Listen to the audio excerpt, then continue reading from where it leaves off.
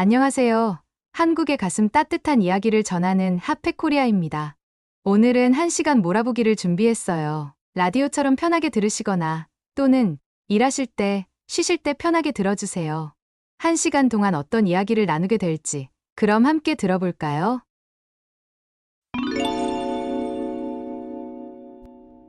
안녕하세요. 가슴 따뜻한 이야기를 전해드리는 핫팩코리아입니다. 구독과 좋아요를 눌러주시면 영상 제작에 큰 힘이 됩니다. 그럼 이야기를 시작해볼까요? 전 세계적으로 한류 열풍이 계속 이어지고 있습니다. 영화나 드라마, 음악, 예능까지 한국 컨텐츠의 인기가 대단한 만큼 일본 안방에서도 많은 사랑을 받고 있다는 소식이 들려오고 있습니다. 특히 한국의 과거를 배경으로 한 작품들은 현실감 있는 스토리와 옛 향수를 자극하여 해외에서도 극찬을 받고 있습니다. 그러나 한국을 싫어하는 사람들 중 일부는 한국 드라마를 비난하고 있다고 하는데요. 그 이유는 바로 양동이에서 머리를 감는 연출 장면 때문이라고 해요. 황당해서 말이 안 나옵니다. 이러한 비난은 문화 차이 때문인데요. 일부 일본인들은 한국의 목욕시설이 제대로 갖추어지지 않았다고 이야기하고 있습니다. 그래서 한국인들은 청결하지 못하다고 이야기하면서 이런 인식이 한국 드라마에 그대로 반영되었다고 이야기하고 있습니다. 하지만 이러한 문화 차이 때문에 일본에서 홈스테이를 경험한 외국인들은 종종 당황하곤 합니다. 특히 화장실 사용 방법이 다르다는 것이 가장 큰 충격을 줍니다. 일본의 목욕실에서는 목욕탕과 샤워실이 분리되어 있으며 목욕탕에서는 먼저 몸을 깨끗이 씻은 후 목욕을 즐기게 됩니다. 그러나 한국의 경우에는 목욕과 샤워가 함께 이루어지기 때문에 일본에서 홈스테이를 경험한 외국인들은 화장실에서 당황해하곤 합니다. 물론 이러한 문화 차이는 서로의 문화를 이해하고 존중하는 것이 가장 중요합니다. 한국인들은 청결을 중요하게 생각하며 몸을 깨끗하게 씻는 것은 기본적인 예의입니다. 그러나 외국인들도 자신들의 문화와 습관이 있기 때문에 서로의 문화를 배우고 존중하는 것이 중요합니다. 이렇게 서로의 문화를 이해하고 존중하는 것이 다양한 문화를 갖춘 사람들이 함께 살아가는 길이라고 생각합니다. 일본은 예전부터 반신욕을 즐기는 문화가 있었지만 한국은 빨리빨리 발전하는 문화로 인해 여유롭게 목욕을 즐기지 못했다는 이야기를 하는 사람들도 있습니다. 그래서 보이는 곳만 씻는다. 80년도까지도 목욕이라는 문화가 제대로 정착되지 못했다. 이런 주장을 펼치는 사람들도 있다고 합니다. 그러나 사실을 확인해보면 피부관리나 미용, 성형, 다이어트 부분에서 한국은 압도적인 1등입니다. 20년이 넘도록 압구정과 강남은 아시아에서는 물론 전 세계적으로 다양한 인종이 몰려와 관리를 받는 것으로 유명합니다. 그만큼 한국만큼 청결과 자기관리를 중요시 여기고 연구하는 민족은 없습니다.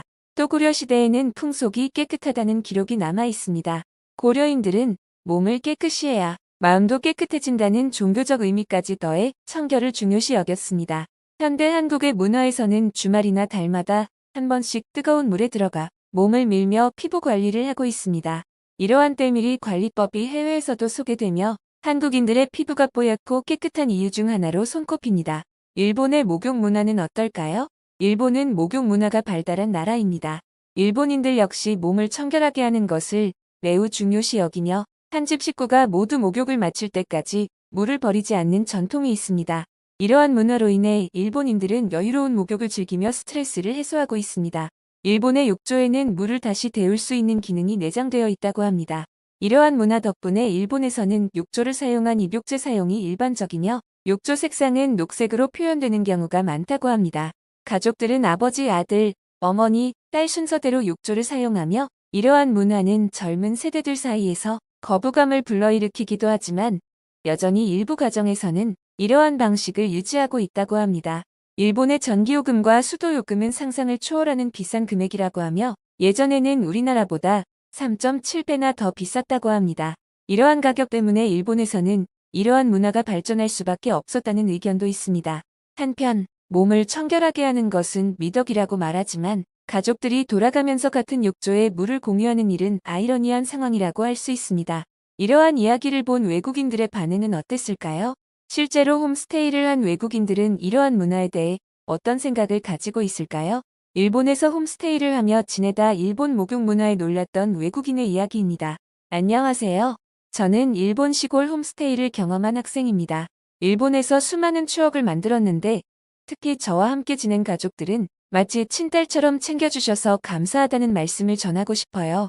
홈스테이를 처음 해본 거라 많이 긴장했었는데 할아버지께서 편하게 대해주셨어요. 할아버지는 밥상에 반찬이 좋아졌다며 농담으로 분위기를 좋게 만들어주셨어요.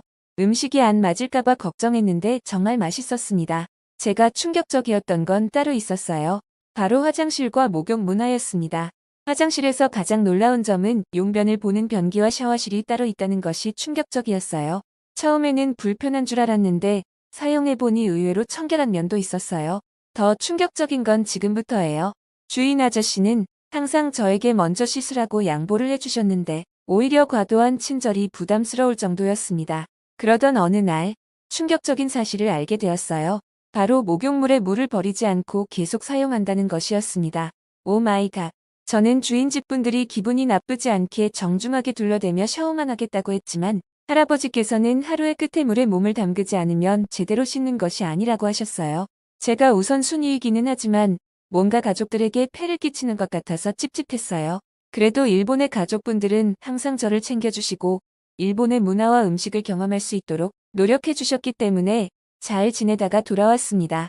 정말 이 두 가지는 신선한 충격이었어요. 아무튼 일본의 홈스테이를 통해 새로운 경험을 하고 많이 배우고 성장할 수 있었습니다. 이 사연을 본 커뮤니티에서는 엄청난 반응이 있었습니다. 해외에서 일본의 목욕 문화에 대한 반응은 어땠을까요? 너무 심한 욕설과 거친 내용이 많아 자체적으로 순화했습니다. 그럼 한번 보겠습니다. 목욕물을 계속 돌렸으면 건더기는 어떻게 하냐? 그거 어떻게 처리해? 일본의 문화를 존중합시다. 근데 좀 당황스럽긴 한 것 같아요. 그래서 잔여물들을 처리하는 건 다음 쓰는 사람이 하는 건가요? 아니면 마지막 사람만 하나요? 청소할 때 도구가 따로 있어? 진짜 더럽다. 도대체 왜 그러는 거야? 공중 목욕탕이랑 똑같은 거잖아. 별로 안 이상한데 왜들 그래? 공중 목욕탕이랑 같냐? 거긴 계속 물을 정화시키잖아. 이게 진짜 일본의 목욕 문화라면 진짜 충격이네요. 일본에 대한 환상이 다 깨졌어요. 이런 반응 외에도 수천 개가 넘게 엇갈리는 반응이 많았지만 일본의 젊은 사람들은 일어난 문화를 고쳐야 한다는 의견이 많았습니다. 반면에 한국의 젊은 사람들은 공중 목욕탕에서 목욕하는 것과 비슷한 것 같다는 의견도 많았습니다. 구독자 여러분들은 어떻게 생각하시나요?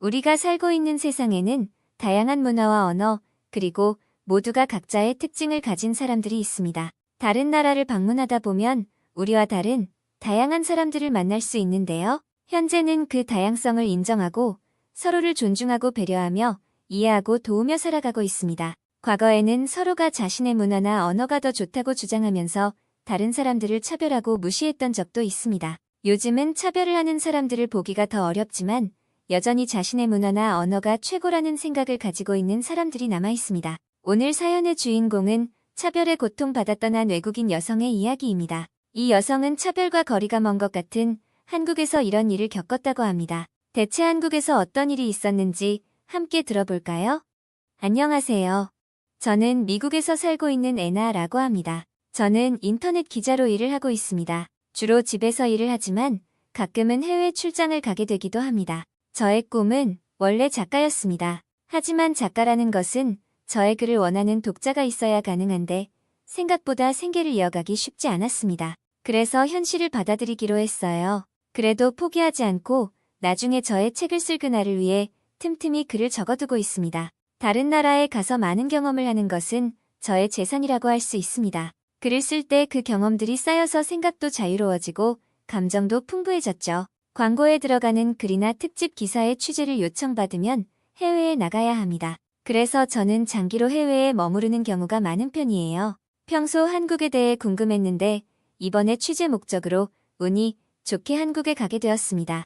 한국의 문화를 인터넷으로 많이 찾아보고 한류 문화도 관심이 있었어요. 한국은 오래된 문화와 현대적인 문화가 잘 어우러진 아름다운 나라라고 생각했습니다. 한 번쯤은 꼭 가보고 싶은 나라였습니다. 그래서 이번에 한국에 가게 되어서 정말 기뻤습니다. 취재를 위해 가게 되었지만 여행도 하고 싶어서 일정을 길게 잡았습니다. 15일 동안의 일정을 잡고 한국을 즐기기로 했습니다. 회사에서도 좋은 호텔을 예약해줬습니다. 한국 방문은 처음이었기 때문에 엄청 설레었습니다. 출발하기 전에 기본적인 한국어도 미리 공부하고 매일 밤 잠을 설칠 정도로 설레었습니다. 하지만 한편으로는 걱정되는 부분이 있었습니다. 그것은 바로 제가 흑인이라는 사실이었죠. 미국은 아직까지도 흑인을 차별하는 사람들이 있습니다. 아주 극소수의 사람들이지만 백인과 흑인을 차별하는 사람들이 남아있는 것이 사실입니다. 저는 항상 이 부분에 대해서 불안해하면서 살아왔고 어떤 나라를 가기 전에 이 부분에 대해서 늘 걱정하면서 살고 있습니다. 한국에 대해서 잘 모르기 때문에 이 부분에 대해서 걱정스러웠습니다. 한국은 다양한 민족이 있는 나라가 아니기 때문에 흑인을 어떻게 받아들일지 몰랐습니다. 듣기로는 인종에 대한 차별이 전혀 없는 나라라고 이야기를 들었어요. 하지만 직접 가보지 않았기 때문에 확신할 수 없었습니다. 한국에 다녀온 친구들, 그리고 주변 모두가 괜찮을 거라고 말해줬어요. 하지만 미국에서 인종차별에 대해 아픈 상처가 있는 저에게는 마음을 완전히 내려놓을 수는 없었습니다. 그렇게 시간이 흘러 한국으로 출발했습니다. 한국에 도착했을 때 기대했던 것처럼 정말 아름다운 나라였습니다. 예약한 호텔도 서울의 유명한 호텔이었고 한국 문화를 잘 살린 시설이 잘 되어 있는 깨끗한 호텔이었습니다. 비싸다는 생각에 제 여행 기간 동안에는 다른 호텔에 머무를 생각했는데 충분히 값을 지불해도 되겠다는 생각이 들었어요. 한국 사람들은 대부분 친절했습니다. 공항을 나와서 호텔까지 불친절한 사람은 단 한 명도 없었습니다. 호텔 직원은 정중하게 다가와서 우리의 짐을 맡아줬습니다. 한국은 연휴 기간이라 사람들이 많았고 혼잡했습니다. 그런데도 모두가 질서를 잘 지키다 보니 사고나 불쾌함 없이 기분 좋게 모든 일이 순조롭게 진행되었습니다. 미국에서는 서로 싸우는 모습들을 볼 수 있지만 그런 모습들이 보이지 않았습니다. 우리는 체크인을 마치고 잠시 오늘의 일정을 검토하기 위해 로비의 카페로 갔습니다. 사람들이 쳐다보는 시선이 있진 않을까 조금 망설여졌습니다. 하지만 시간이 조금 흘러서도 직원이며 앉아있는 사람들 아무도 흑인인 저에 대해 차별적인 시선은 주지 않았어요. 오히려 저 혼자 신경 쓰고 있는 듯한 생각이 들었습니다. 저는 마음이 편해졌고 괜한 걱정을 하고 있다는 생각이 들었어요. 그런데 옆 테이블에서 기분 나쁜 이야기가 들리기 시작했습니다. 이 호텔 수준 별로구만. 어쩐지 인테리어부터 별로였어. 근데 어디서 냄새 나는 것 같지 않아? 옆 테이블에는 좋은 양복을 입은 백인 남자 2명이 있었고 저를 보면서 마치 비웃는 것처럼 대화를 하고 있었습니다. 여기 호텔 다시 못 오겠다. 인류 호텔이라고 들었는데 흑인이 있네? 그것도 내 옆 테이블에. 순간 수치심에 눈물이 날 것 같았어요. 전 그들이 저를 재미로 놀린다는 것을 알고 있었고 이런 상황이 익숙했습니다. 하지만 한국에서까지 이렇게 차별을 당하니 참기가 힘들었습니다. 제가 더 참기 힘들었던 건 저와 함께 있었던 회사의 직원들 때문이었습니다. 같은 직원들은 대부분 백인들이었어요. 그녀들은 민망해했고 이 상황을 어떻게 대처해야 하는지 몰라 안절부절 당황한 표정이었습니다. 두 남자는 제 직원들에게도 도대체 어떻게 흑인하고 함께 앉아있냐는 식의 이야기를 계속 이어나갔습니다. 직원 중 한 명이 자리에서 일어나 호텔 직원에게 다가갔습니다. 우리 쪽을 바라보면서 직원은 화가 난 사람처럼 이야기하기 시작했습니다. 저는 직감했습니다. 흑인에 대해서 컴플레인을 걸고 있겠구나 바로 눈치챘습니다. 미국에서는 이런 상황이 여러 번 반복되었기 때문에 익숙했습니다. 이런 상황이 오면 쫓겨나거나 자리를 피해야 했습니다. 그렇다고 해서 상처를 받는 것에 익숙해진 것은 아닙니다. 그냥 주변 사람들과 회사의 직원들에게 피해를 주고 싶지 않았기 때문입니다. 저는 직원들에게 제가 자리를 피하겠다고 이야기하고 짐을 챙겼습니다. 우리 회사 직원들은 화가 났고 싸우려고 했어요. 전 이런 상황이 고통스러웠고 눈물까지 났습니다. 호텔 직원은 그들과의 대화가 끝나자 어디론가 사라졌습니다. 역시 한국에서도 인종차별을 당하는 건 어쩔 수 없는 거구나 생각했습니다. 한국인들도 흑인 차별 문제에 대한 심각성을 느끼지는 못하고 있다고 생각했습니다. 동료들에게 폐를 끼치고 싶지 않아서 장소를 바꾸자고 제안하고 일어나려 했습니다.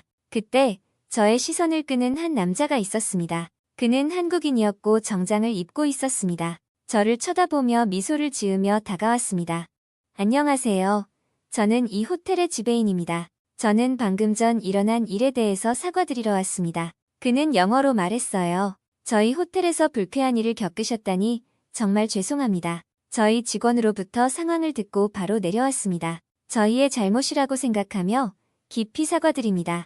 저희는 고객님께 더 나은 서비스를 제공하기 위해 노력하겠습니다. 다시 한번 죄송합니다. 우리에게 사과를 했고 저와 직원들은 갑작스러운 상황에 당황스러웠습니다. 옆 테이블에 앉아있던 두 백인 남성은 계속해서 소리치며 화를 내고 있더라고요. 그 옆에는 당당한 표정으로 컴플레인을 받았던 호텔 여성 직원이 서 있었습니다. 이 여성 직원이 지배인에게 상황을 전달했고 지배인이 내려온 것이었습니다. 지배인은 남성들에게 이렇게 말했습니다. 저희 호텔은 인종차별을 절대 용납하지 않습니다. 우리에게는 모두 같은 손님입니다. 인간의 존엄성을 존중하며 이 고객님들께 매우 불쾌하고 무례한 행동입니다. 사과를 요청드리며 그렇지 않으면 저희가 조치를 취하겠습니다.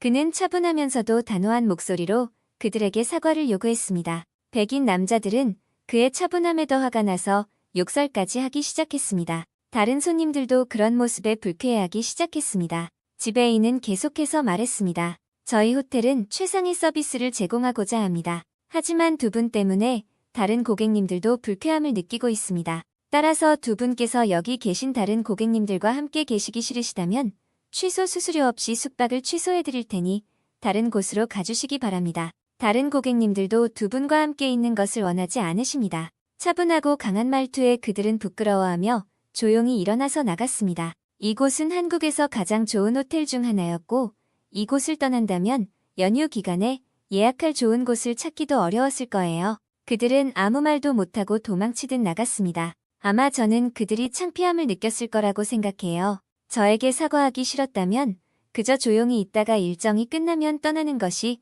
가장 좋은 선택이었을 것입니다. 그들이 사라지는 것을 보더니 지배인과 호텔 여성 직원이 우리 쪽으로 다가왔습니다. 불쾌한 일을 겪으셨다면 다시 한번 죄송합니다. 저희는 이런 일이 다시는 발생하지 않도록 최선을 다하겠습니다. 저희가 드릴 수 있는 작은 사과의 표시로 현재 머무르고 계신 방을 무료로 업그레이드 해드리겠습니다. 이걸로 기분이 풀리시지 않겠지만 저희의 성의라고 생각하시고 받아주시기 바랍니다. 남은 시간 즐겁게 한국에 머무르다 가셨으면 좋겠습니다. 편안하고 행복한 여행이 되시기를 바랍니다. 저는 오히려 이런 친절함이 의심스러웠어요. 피해를 주고 기분이 불쾌하게 한 건 백인 남성 2명이었는데 사과를 하고 보상까지 하는 건 한국 호텔의 직원들이었습니다. 감동을 넘어서 제가 미안해지고 눈물이 나기 시작했습니다. 그러자 옆에 있던 한국인 아주머니 한 분이 많이 놀랐냐며 저를 달래주셨습니다. 백인 남성들이 저에게 왜 저런 행동을 하냐며 모 배운 사람들이라서 그렇다며 웃어주셨습니다. 그리고 내쫓으라고 할 때 정말 화가 많이 났고 모두가 함께 쓰는 공간에서 저렇게 소리를 지르는 건 예의가 없는 것이라고 하셨어요. 그리고 호텔 직원이 와서 한국은 인종차별이 없는 국가이고 한국뿐만 아니라 전 세계 어디에서도 그런 일은 있어서는 안 된다고 생각하기 때문에 지배인에게 이 상황을 알렸다고 말해줬습니다. 저는 엄청난 감동이 밀려왔고 그들에게 고맙다고 말했어요. 한국인도 흑인에 대한 차별의식이 있을 수도 있겠다던 저의 걱정이 사라지는 순간이었습니다.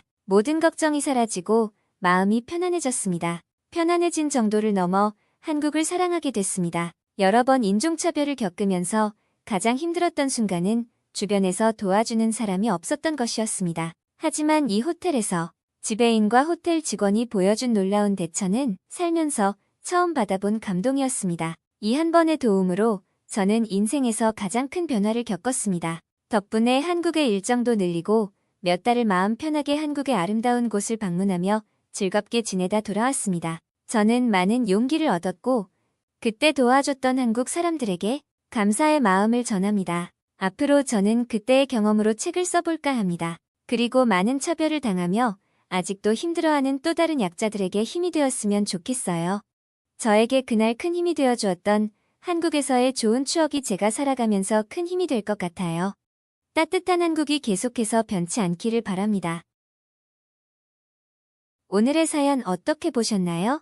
한국은 인종차별이 없는 나라로 알려져 있지만 여전히 편견이나 오해로 사로잡혀 있는 나쁜 사람들이 있다니 화가 나기도 하는 사연이었습니다. 하지만 이 사연을 통해 한국인들이 얼마나 친절하고 배려심이 깊은 사람들인지 알 수 있었습니다. 앞으로 용기 있고 멋진 한국을 만들어갈 수 있는 자세를 가져야 할 것 같습니다.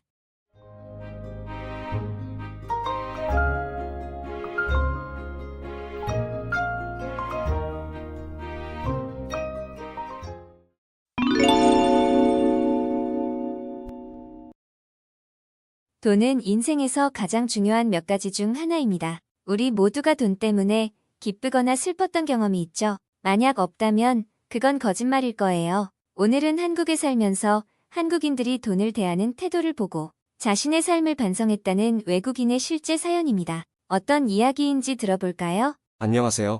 제 이름은 제이크입니다. 25살이고요. 미국에서 왔습니다. 벌써 한국에 온 지 1년이 조금 넘었네요. 처음 한국에 왔을 때는 모든 게 낯설고 어려웠지만 지금은 한국을 제 두 번째 고향으로 생각하고 있고 한국 생활에 아주 만족하고 있어요. 특히 한국어가 처음엔 정말 어려웠습니다. 하지만 지금도 꾸준히 공부하고 있고 어느 정도 소통을 잘하는 수준까지 되었습니다. 저는 다른 나라에서 유학 생활을 하고 있다 보니 돈이 필요했습니다. 그래서 한국에서 아침에는 어학당 수업을 듣고 나머지 시간에는 여러 가지 아르바이트를 했습니다. 편의점에서 일하기도 하고 영어 강사로 일하기 했으며 가리지 않고 열심히 일했습니다. 솔직히 집에 돌아오면 몸이 너무 힘들 때도 있었지만 미래를 꿈꾸며 열심히 성실하게 일했습니다. 또 일하면서 한국에서 새로운 것들을 배우고 경험하는 것도 재미있었거든요. 하지만 한국어 실력이 부족해서 곤란한 상황이 많았고 문화적인 차이로 당황스러운 일도 생길 수밖에 없었습니다. 그러다 정말 충격적인 사건을 겪게 되었습니다. 시험 기간이어서 밤 늦게까지 공부도 하고 야간으로 아침까지 편의점에서 일을 하는 날이어서 몸이 너무 힘들었습니다. 더군다나 편의점에 손님이 평소보다 많아서 몸이 천근만근인 상태로 퇴근하던 길이었죠. 그러다가 제 앞에서 다른 외국인이 한국인 대학생을 붙잡고 뭔가를 건네주려고 하는 것을 보게 되었습니다. 한국인 대학생은 당황스러워하며 그가 건네주는 것을 거절하며 도망치려는 듯 보였습니다. 저는 순간 마약을 팔려고 하고 있구나 라는 생각이 들었습니다. 미국에서는 돈과 마약을 주고받는 장면을 자주 봐왔기 때문에 한국에서도 이런 일이 벌어지나 싶었고 궁금한 마음 반, 걱정스러운 마음 반으로 가까이 다가갔습니다. 숨을 죽인 채로 저는 상황을 계속 지켜봤죠. 한국인 대학생이 거절할수록 그 외국인은 화를 내기 시작했습니다. 그럴수록 저는 그가 건네주려던 게 무엇일지 궁금해졌습니다. 핸드폰을 꺼내서 들여다보니 그건 돈이었습니다. 중동 사람으로 보이는 외국인은 한국인 대학생에게 달러로 보이는 돈 뭉치를 주려던 것이었습니다. 그 모습을 보고 이게 무슨 상황인지 저는 이해할 수 없었습니다. 그리고 말도 안 되는 이 상황에 궁금증이 생겼습니다. 한국인 대학생과 저 외국인은 무슨 사이일까? 아니면 저 외국인이 정신병자인 걸까? 혹시 한국인에게 실험을 하는 유튜브 컨텐츠인가? 말도 안 되는 상상까지 하면서 여러 가지 생각들이 들었습니다. 줘도 안 받는 저 대학생 말고 차라리 필요한 나한테 저 돈을 주면 얼마나 좋을까? 라고 생각했습니다. 돈은 참 신기한 것 같아요. 10분 전까지만 해도 알지도 못했던 사람들이었고 저 사람들이 주고받으려던 것이 돈이라는 걸 알고 나서부터 제 돈도 아니면서 욕심이 나더라고요. 사실은 제가 미국에서 올 때 가져온 돈도 거의 다 떨어져 가고 있었고 어학당 수강료와 생활비, 월세 등으로 인해 너무 지쳐 있었거든요. 이제는 아르바이트를 더 할 수 있는 체력도 안 됐고요. 제가 궁금한 눈으로 바라보자 한국인 대학생도 무슨 일인지 모르겠다는 듯한 표정으로 저를 바라봤습니다. 그러자 그 외국인은 갑자기 화를 내면서 우리를 향해 자신의 주머니에서 5만원짜리 지폐 한 장을 꺼내 보여줬습니다. 마치 가지고 싶냐는 눈빛과 함께 길바닥에 돈을 뿌리기 시작했습니다. 그 장면을 함께 본 그 거리에 있던 한국 사람들은 모두 하나같이 멍하니 서 있었습니다. 그러더니 곧바로 길거리에 날아다니는 지폐들을 달려들어 줍기 시작했어요. 저도 돈이 날아다니는 걸 보면서 와 이건 행운이다 속으로 생각하며 줍기 시작했습니다.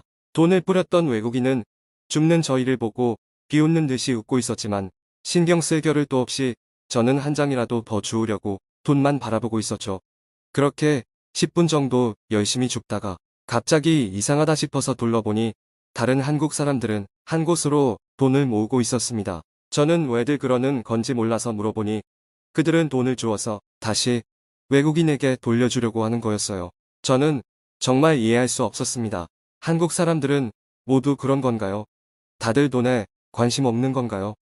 이런 상황에서도 모두가 같은 생각을 할 수 있다니. 제가 살았던 미국에서는 상상도 못할 일이었거든요. 이것은 제가 한국에서 처음 겪은 문화 충격 중 하나였습니다. 저는 미국에서 태어나고 자랐기 때문에 돈을 주어서 다시 돌려주는 것은 상식적으로 생각할 수 없었습니다. 돈이 많으면 행복하고 성공한 것이라고 배웠습니다. 그리고 돈을 위해 공부하고 일하고 살았습니다. 그리고 돈이 인생의 목적이라고 믿었죠. 미국에서 만약 이런 일이 벌어졌다면 택시도 멈추고 사람들이 뛰쳐나와 돈을 줍기 위해 싸우고 난리가 났을 겁니다. 예전에 미국에서는 한 남자가 많은 돈을 길거리에 뿌리자 사람들이 서로 줍겠다고 몰려와서 심각한 부상을 당하는 사건이 일어나기도 했거든요. 전 그런 상황을 가끔 봐왔기 때문에 더욱 이해가 안 갔습니다. 하지만 한국 사람들은 별로 신경 안 쓴다는 듯이 서로 돈을 주어주며 얘기하고 있더라고요. 저는 제가 주운 1달러 정도의 돈을 어떻게 할까 고민하고 있었습니다. 외국인이 버린 걸 내가 주운 거니까 내 것 아닌가요? 그런 생각으로 자기 합리화를 하려던 순간, 정말 잠깐이었지만 그런 생각을 했다는 것만으로도 제 자신이 부끄러워졌습니다. 한국으로 유학을 온 이유는 한국 문화를 좋아하고 이런 한국인들의 인성을 배우고 싶어서 온 것인데 얼마 안 되는 돈 앞에서 이렇게 흔들린다는 것이 너무 부끄러웠습니다. 그래서 저는 모은 돈을 한국 사람들에게 가서 줬습니다. 그러자 그들은 웃으면서 세상 참 이상한 사람 많네요. 당황하셨죠? 아, 편의점 학생이구나. 고마워요. 대체 뭐 하는 짓이래? 에요, 남의 나라에서 창피하지도 않나? 도와줘서 고마워요, 청년. 오히려 저를 위로해 주더라고요. 그 모습을 보며 참 한국 사람들은 정말 배려심 깊고 따뜻하다는 것에 다시 한번 감탄했습니다. 그렇게 돈을 다 돌려주고 집으로 가면서 정말 많은 생각이 들었습니다. 한국 온 지 1년 조금 넘었지만 한국에서의 삶은 아직도 배우고 성장할 것이 많이 남았다는 것을 알게 되었습니다. 앞으로 한국에서의 유학 생활은 제 인생에서 돈으로도 살 수 없는 풍부한 경험과 소중한 배움으로 가득 남을 거란 생각이 들었습니다. 저도 사람인지라 순간 돈에 눈이 멀어 욕심이 커졌었지만 한국 사람들 덕분에 돈이 인생의 전부가 아니라는 생각을 하게 됐어요. 한국 사람들은 자신의 가치를 잃지 않고 서로를 지지하고 존중받는 삶을 살기 위해 예의범절이란 문화를 오랜 시간 지켜왔잖아요. 그 모습을 보면서 한국 사람들의 인성과정은 다른 나라 사람들에게 본보기가 될 수 있다고 생각하였고 정말 멋지다고 말씀드리고 싶었습니다.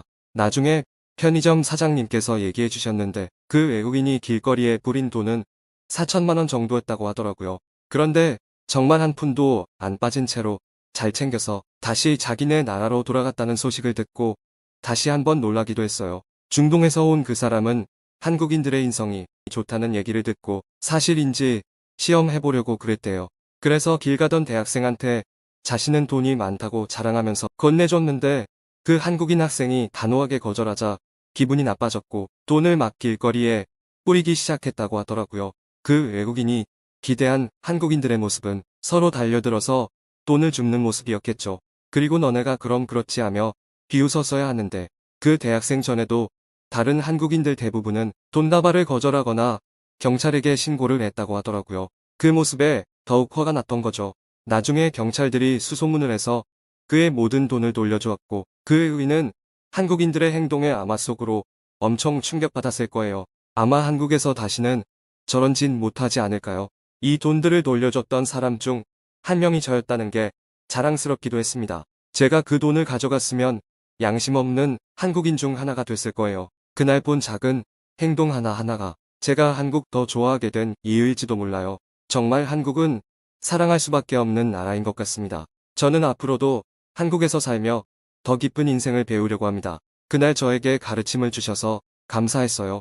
여기까지 한국에서 살고 있는 미국인 제이크 씨의 사연이었습니다. 여러분들은 땅에 떨어진 돈을 보면 어떤 생각부터 드시나요? 모든 한국 사람들이 버려진 돈을 다 돌려준다 이런 건 아니겠지만 그날 저곳에서 보여줬던 한국 사람들의 행동은 한국을 좋아해서 정착한 미국인에게 깊은 감동을 주었다고 하네요. 나의 작은 행동 하나하나가 모여서 멋진 한국의 이미지를 만들어갈 수 있다는 생각을 하게 되면서 저부터 앞으로 더 자랑스러운 국민의 자세를 가져야겠다는 생각이 들었습니다. 제2의 고향이라고 생각하는 한국에서 하루하루를 더 열심히 살아가겠다는 제이크 씨에게도 응원의 한마디씩 댓글로 남겨주시면 분명 큰 힘이 될 거예요.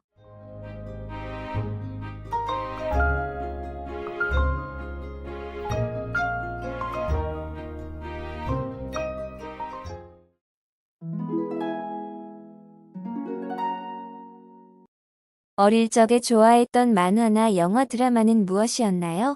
저는 어렸을 때 보던 만화가 대부분 일본 만화였다는 걸 나중에 알았어요. 최근에 가장 이슈였던 슬램덩크 또한 일본 만화인데요. 아이들이 좋아하는 포켓몬스터, 짱구 등 생각보다 많은 만화들이 일본 만화입니다. 영화는 홍콩이나 미국 영화가 많았고 드라마도 주로 해외 드라마였죠. 지금 생각하면 믿기지 않지만 몇십 년 전까지는 그런 시대였습니다.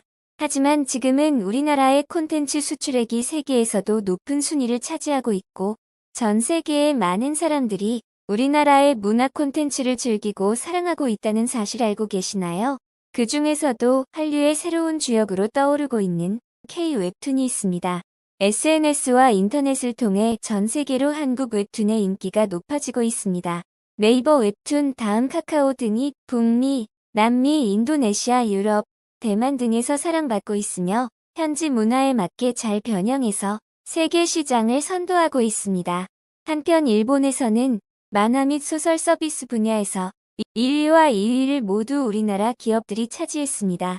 네이버가 운영하는 웹툰 서비스 1위 라인 망가와 2위는 카카오 계열사 피코마가 되었습니다.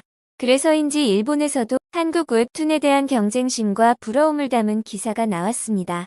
같이 살펴볼까요? 우리는 디즈니와 같은 회사가 될 수 있다고 믿는다. 라고 말하는 네이버 웹툰이 커뮤니케이션 실장은 자신감이 하늘을 찔렀다. 유튜브처럼 소통 플랫폼을 만들고자 하며 웹툰, 소설 등 스토리를 중심으로 하는 글로벌 1위를 목표로 하고 있다고 한다. 그리고 한국의 또 다른 플랫폼인 피코마 취재를 하면서 한 번 더 나는 느꼈다. 일본 만화도 갈라파고스화 돼버린 것일까? 섬나라 특유의 발전만을 한 것일까? 라는 의문이 들었다. 웹툰의 주요 대상이 젊은 세대라는 점은 일본에서도 마찬가지이다. 디지털 세대에게는 세로로 스크롤하는 것이 가로로 읽는 것보다 익숙한 사람이 많다고 하는데 일본은 가로 만화가 강세인 섬나라이다. 웹툰은 한국과 일본이 만화 문화의 차이를 잘 보여주는 분야이다. 한국은 웹툰이 대중적인 매체로 자리 잡은 반면 일본은 웹툰에 대한 편견과 저항이 여전히 존재한다. 이는 두 나라의 변화에 대한 태도를 반영하는 것이라고 볼 수 있다. 몇 년 전 한국의 한 교수가 말했던 비유가 기억이 났다. 일본의 장마는 가랑비가 오래 내려 어깨가 점점 젖는다고 했다. 그러나 한국의 장마는 억수같이 쏟아져 온몸이 흠뻑 젖는다고 했다. 일본은 천천히 변화하는 반면 한국은 급격하게 변화하는 것이다. 어느 것이 더 좋다고 말할 수는 없겠지만 디지털 시대에서는 빠른 변화가 필요하다는 것은 명백하다. 웹툰의 세계적인 인기도 그 증거다. 2023년 2월 현재 250화가 넘는 한국의 웹툰 여신 강림은 여러 나라에 번역되어 55회 이상 조회되었고 심지어 한국에서 드라마까지 방영되었다. 그러나 일본의 웹툰은 이런 성공을 아직 이루지 못했다. 일본은 웹툰의 출발이 한국보다 늦었고 일본 만화의 독자성을 인정하지만 한국의 웹툰의 파워를 목격하면서 갈라파고스화라는 우려가 더 커진다. 그리고 이 기사는 여기서 끝이 납니다. 이 기사에서 계속해서 언급되는 갈라파고스화는 기술이나 서비스 등이 국제 표준에 맞추지 못하고 독자적인 형태로 발전하여 세계 시장으로부터 고립되는 형상을 말하는데요. 주로 일본의 IT 산업이나 지금 같은 현상, 즉 일본이 받아들이기 싫어하는 웹툰 문화를 대표적인 예로 들고 있습니다. 갈라파고스화라는 용어는 남태평양의 갈라파고스 제도가 육지로부터 고립되어 고유한 생태계를 가진 것과 비유되어 붙여진 이름이며 이런 현상을 걱정하는 일본 사람들과 그렇지 않은 사람들로 나눠지고 있는 현재의 모습과 닮아 있습니다. 아래 기사를 보면 더 이해하기 쉬울 것입니다. 함께 볼까요? 2022년 12월 이코노미스트에도 비슷한 내용의 기사가 실렸다. 드래곤볼이나 슬램덩크로 세계를 정복했던 일본 만화가 2000년대 초 스마트폰에 최적화된 한국의 웹툰에 밀려난 것이다. 야후재팬 기사는 한국의 웹툰을 보고 일본도 변화해야 한다고 호소했다. 아직도 현금과 동전을 선호하고 아날로그를 고수하는 일본의 현실을 직면한 것이다. 갈라파고스화라는 단어보다 일본의 상황을 잘 표현하는 말은 없는 것 같다. 그럼 반대로 일본 네티즌들은 어떻게 생각하는지 반응을 살펴보겠습니다. 한국의 웹툰 수준은 일본의 슬램덩크와 같은 전통적인 만화와 비교할 수 없다고 생각한다. 웹툰은 스마트폰이라는 특수한 매체에 맞춘 새로운 표현 방식이지만 그것이 세계적인 문화 예술로 인정받는다고 할 수 있을까? 한류라는 이름으로 K-웹툰, K-팝, K-푸드 지겨워 한국 문화가 우월하다고 주장하는 것은 잘못된 것이다. 일본의 만화는 오랜 역사와 다양한 장르를 가지고 있고 세계에서도 많은 사랑을 받고 있어. 그리고 오랜 시간 사랑받는 건 참 어려운 일이야.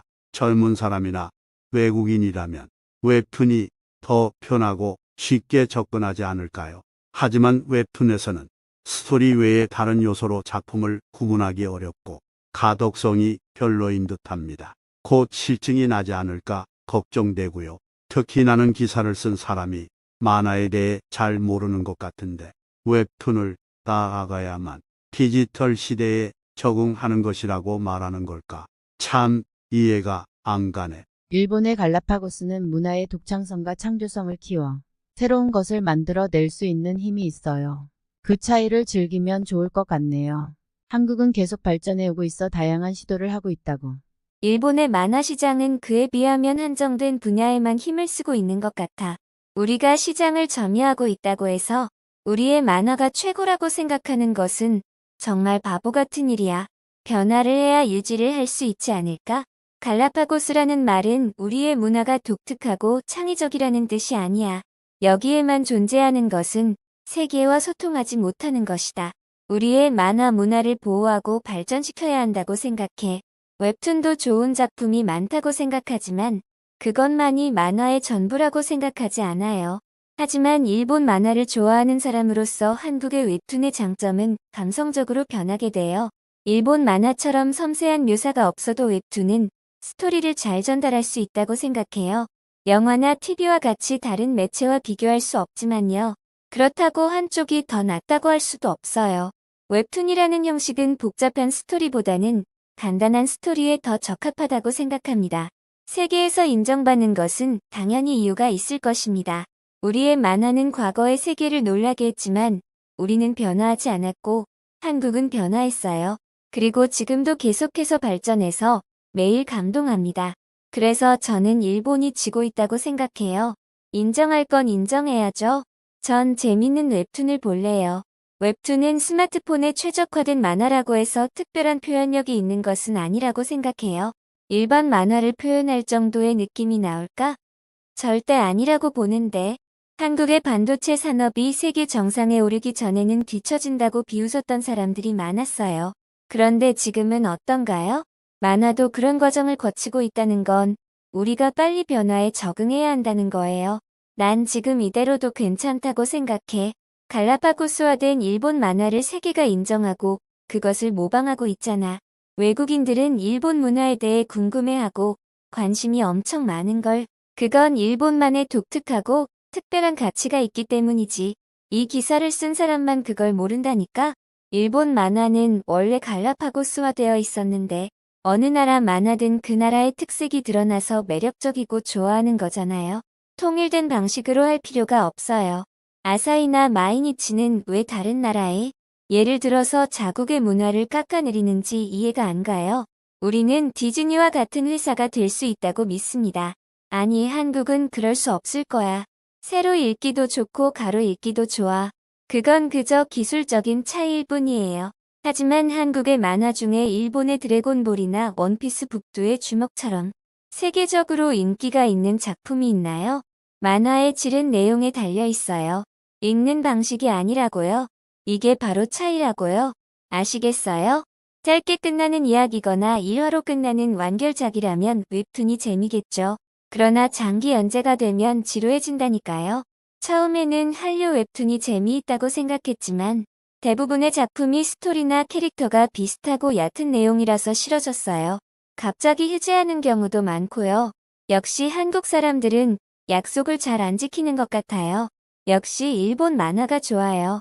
한국 만화는 결말이 예상돼서 솔직히 재미없고 식상해요. 뻔한 스토리 뻔한 결말 지겨워. 한국과 비교하는 것은 그만하면 좋겠어요. 자국의 문화를 비하하는 기사를 좋아하는 사람은 없을 거예요. 한국의 웹툰이 성장하고 인기를 얻고 있다는 사실은 부정할 수 없지만 일본 만화의 세계 시장 점유율도 높아지고 있는 상황에서 고립화는 단순한 우려가 아닐까? 가로로 읽는 만화가 사라질 거라고 생각해. 새로 읽기 만화는 보통 읽기 힘들어. 현재로서는 명작이라고 할 수 있는 작품은 없다고 생각한다. 앞으로 100년 뒤쯤 정도엔 명작이 탄생할지도 모르지만 세계에서 만화의 트렌드는 새로 읽기 일가. 그리고 세계에서 인기가 있는 것은 일본 만화인데 저 사람은 왜 세로로 그리는 만화에 대해서만 연구하고 있는 것일까? 이해가 안 가네. 스크롤량이 많아지고 다시 보고 싶은 페이지라든가 찾는 것이 어렵다니까. 연구를 다시 하라고 누가 말 좀 전해줘. 그리고 세계가 열광하고 최고라는데 일본의 인기 만화처럼 웹툰으로 세계에서 화제가 된 작품이 있었나? 난 도저히 모르겠네. 댓글은 여기까지인데요. 한국 이야기만 나오면 눈에 쌍심지를 켜고 마치 공격하는 듯한 일본 네티즌들의 반응이 이제 놀랍지도 않네요. 변화를 해야 한다라는 중요한 주제를 벗어나 가로세로 스토리 전개 방향 그리고 한국은 인기 있는 만화가 있냐에만 집중하고 있는 일본. 이것이 일본 네티즌들의 한국 웹툰을 향한 반응입니다. 좋은 것은 배우고 변해야 하는데 예전 성과만으로 자만하고 안주하는 모습이네요. 그냥 지금 모습 그대로라면 발전할 수 있을까요? 과연 이게 맞는 방향일까요? 한국이 어떻게 발전해왔는지 다시 한번 생각해봤으면 좋겠습니다. 저는 오늘 다시 한번 대한민국 국민으로서의 자부심을 느끼면서 감사함을 느끼는 하루였습니다. 여러분의 생각은 어떠신가요?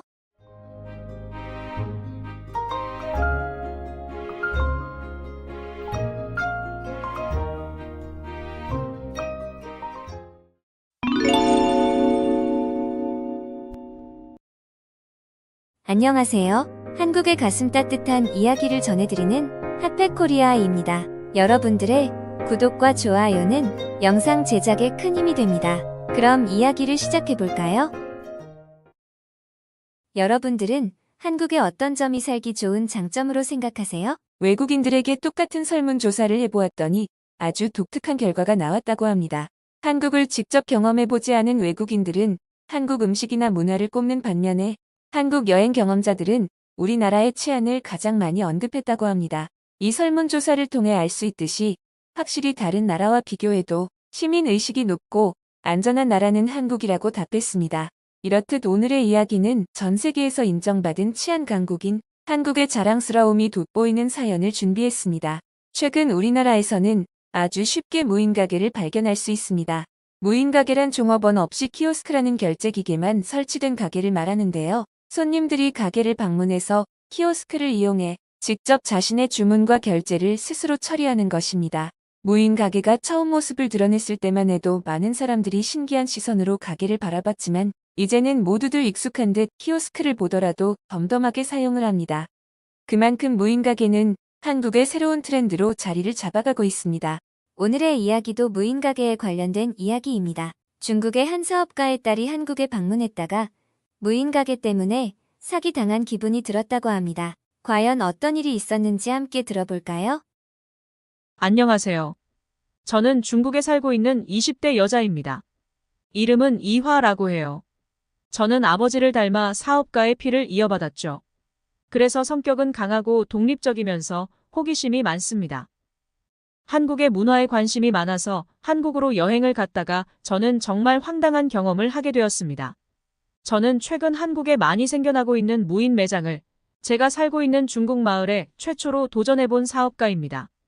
처음 한국 무인 가게를 알게 되었던 것은 한국 친구의 SNS 사진 한 장을 통해서였어요. 그곳은 직원 없이 24시간 밤낮으로 가게가 돌아가고 있다는 글에 처음에는 의심스럽기도 하고 호기심도 생겼습니다. 그리고 저는 한국 여행 계획이 있었고 무인 매장을 직접 보고 반해 사업을 시작하게 되었습니다. 하지만 한국을 따라 무인 시스템으로 가게를 열어야겠다는 저의 어리석고 성급한 결정 때문에 중국의 부끄러운 민낯을 보고야 말았습니다. 반면에 한국은 어떻게 그렇게 발전된 나라가 되었는지 깊이 생각하는 시간을 갖게 되었어요. 하지만 제가 피눈물을 흘렸을 때는 이미 늦었고 중국에서만 살았던 저에게는 큰 배신감까지 느끼게 되었죠. 우선 제가 처음으로 한국에 간 이유는 제주도의 부동산 때문이었는데요. 한국은 중국인들에게 매력적인 투자처로 손꼽히고 있습니다. 많은 중국인들은 중국 시장이 과도하게 과열되어 있고 부동산 거품이 붕괴될 수 있다고 생각합니다. 그래서 아직은 잠재력이 있는 한국에 투자하는 중국인들이 아주 많습니다. 실제로 한국 제주도의 중국인 소유 비율이 급속히 늘어나고 있다고 들었습니다. 그래서 여러 가지 정보를 얻기 위해 저는 자주 한국에 다녔습니다. 그 과정에서 제가 가장 놀랐던 것은 바로 한국의 기술 수준이었습니다. 저는 이렇게까지 발전된 나라라고 생각하지 못했어요. 중국은 IT 분야에 엄청난 자금을 쏟아붓고 있어서 지금까지 다른 나라보다 기술적으로 당연하게 앞서고 있다고 생각하며 살고 있었습니다. 하지만 실제로 경험해보니 모든 것은 저의 편견이었고 착각이었습니다. 한국은 중국보다 발전된 나라라는 생각이 들었습니다. 지하철은 외국인인 저도 쉽게 탈 수 있도록 편안하고 간단한 시스템이 구축되어 있었습니다. 중국보다 훨씬 좋았어요. 그리고 무엇보다 어딜 가도 깨끗한 시설과 사람들이 친절했습니다. 그런데 그 중에서도 가장 눈에 띄었던 것은 한국은 무인 시스템이 많이 도입되어 있었던 것이었습니다. 물론 중국에서도 이런 장면을 전혀 못 본 것은 아닙니다. 중국도 생활 속에 기술을 접목시키기 위해 여러 가지 노력들을 꾸준히 해왔거든요. 특히 QR코드를 활용한 결제 시스템은 중국이 선진국가로 발전하고 있다는 증거 중 하나라고 할 수 있습니다. 그러니까 태어나서 여태껏 중국이 기술력 최고라고 생각하고 살아온 저에게는 무인 시스템을 너무나도 쉽고 자연스럽게 이용하고 있는 사람들의 모습이 너무 신선한 충격이었습니다. 한국에 도착하자마자 공항에서부터 사람들이 티켓 발권을 무인 기계로 하고 있었거든요. 한국의 무인 시스템은 이미 일상에 깊게 자리 잡았다는 생각이 들었습니다. 동시에 가지런하게 정리된 무인 편의점 사진이 생각났습니다. 친구의 SNS 사진도 실제 모습이겠구나 라는 확신과 함께 더 궁금해졌습니다. 저는 우연히 길가에 있는 가게에 아이스크림을 사려고 들어가게 되었어요. 계산을 하려고 기다리는데 주인이 없었습니다. 저는 잠깐 화장실에 갔나 보다 생각했습니다. 그리고 문도 잠그지 않고 자리를 비운 것이 멍청하다고 생각했죠. 중국에서는 절대로 주인이 문을 열어둔 채로 가게를 비우지 않거든요. 예전만큼은 아니지만 작은 동네에는 아직도 도난 사건들이 많기 때문에 저는 이해가 가지 않았습니다. 가게 안에는 CCTV만 잔뜩 설치되어 있고 주인은 게으르고 기계만 믿는 인간인가 라고 생각했죠. 한참을 기다렸지만 주인은 화장실에서 결국 오지 않았고 저의 아이스크림은 다 녹아버렸습니다. 저는 화까지 치밀었습니다. 녹은 아이스크림을 보면서 그냥 몰래 나가버릴까 생각했습니다. 그때 학생들이 무리지어 들어왔습니다. 아이스크림을 고르더니 코너를 돌아 한참 있다 밖으로 나가버렸습니다. 그냥 나가버리는 모습에 굳어버리고 말았어요. 말이 안 통할 텐데 어쩌지? 일단 학생들을 잡아야 하나? 일단 학생들을 따라가 보려 했지만 이미 놓친 후였죠. 그래서 아까 머물렀던 코너로 돌아가 보니 저는 할 말을 잃었습니다. 네, 맞습니다. 그곳은 스스로 결제하는 무인 아이스크림 가게였습니다. 무인 가게란 말 그대로 직원이 없는 가게입니다. 고객들은 자신이 원하는 상품을 고르고 결제하면 되는 거였죠. 저는 바보같이 주인을 기다리고 있었던 거였어요. 게다가 이런 가게가 한두 곳만 있는 게 아니었습니다. 거리마다 심지어는 아주 쉽게 무인 가게들을 볼 수 있었는데요. 한국 사람들은 이런 게 당연한 듯 했습니다. 처음에는 신기하기도 했지만 솔직히 말해서 그렇게 좋아 보이진 않았습니다. 나중에는 약간 딱하다는 생각까지 들었거든요. 한국 사람들은 얼마나 일하기 귀찮고 게으르면 기계에 모든 일을 맡겼을까? 라는 생각이 들어서 한심해 보였기 때문입니다. 저희 집안은 대대로 가업을 물려받고 있고 사업가의 눈으로 봤을 때 이 사업은 오래 못 갈 것 같다고 생각했어요. 하지만 이런 생각을 완전히 뒤집는 사건이 터지고 말았습니다. 우선 코로나 이후 저는 한국에 갈 수 없게 됐어요. 그리고 중국에서 하던 장사가 매출이 안 나오기 시작했습니다. 정부의 규제 때문에 모든 사람의 외출이 전면 금지되어 버렸고 그렇게 손님들의 발길이 뚝 끊겨버렸습니다. 참고로 저희 가게는 대대손손 가업으로 물려받아 운영을 해오던 가게였습니다. 60년 넘게 유지되던 우리 동네 명물이나 마찬가지였습니다. 하지만 코로나 때문에 1년 가까이 큰 적자가 나게 되고 기존의 사업을 포기해야만 하는 상황까지 오고 말았습니다. 제가 물려받고도 10년을 넘게 잘 유지, 운영해왔기 때문에 그 가게는 저의 또 다른 식구 같은 존재였거든요. 또 이 가게를 닫으면 당장 우리 가정의 경제적인 부담이 가장 컸습니다. 그래서 처음에는 조금만 참으면 괜찮아질 거라 생각하고 참았지만 코로나는 계속해서 말썽이었고 가게는 점점 더 상황이 나빠졌습니다. 그리고 이 가게를 계속 붙잡아 둘 수 없는 상황까지 오게 되었습니다. 현실적으로 구멍난 독에 물을 붓는 것과 다름없으니까요. 결국 그렇게 눈물을 참으며 우리 가족을 계속해서 부양해왔던 가게의 문을 닫게 되었습니다. 하지만 더 큰 문제는 그 다음부터 시작됐습니다. 제가 해본 것이 장사밖에 없다 보니 앞으로 뭘 해야 할지를 모르겠더라고요. 아무도 생각하지 못한 사업 아이디어를 찾아야 했습니다. 그때 문득 제 머릿속에 한국에서 유행하던 무인 가게가 생각났습니다. 그리고 그 시스템을 중국에서 시도해봐야겠다고 결심했습니다. 그때는 그들을 어리석다고 생각했었는데 한국인들의 선택이 옳았다는 걸 깨달았습니다. 점점 한국의 인건비가 높아져 가고 있었고 시대의 흐름이 변화하면서 비대면 시대로 전환되어 가니 그렇게 결정했던 것 같아요. 처음엔 너무 공격적인 변화라고 생각했지만 지금은 현명한 판단이었다고 느껴져요. 그러다가 운이 좋게도 제주도에 있는 토지를 높은 가격에 팔 수 있었고 그 돈으로 무인 가게를 본격적으로 준비하기 시작했습니다. 돈이 많아지니 욕심도 커지고 자신감도 생겼습니다. 성공하려면 다 투자해야 한다고 생각했고 10개의 무인 매장을 한꺼번에 열었어요.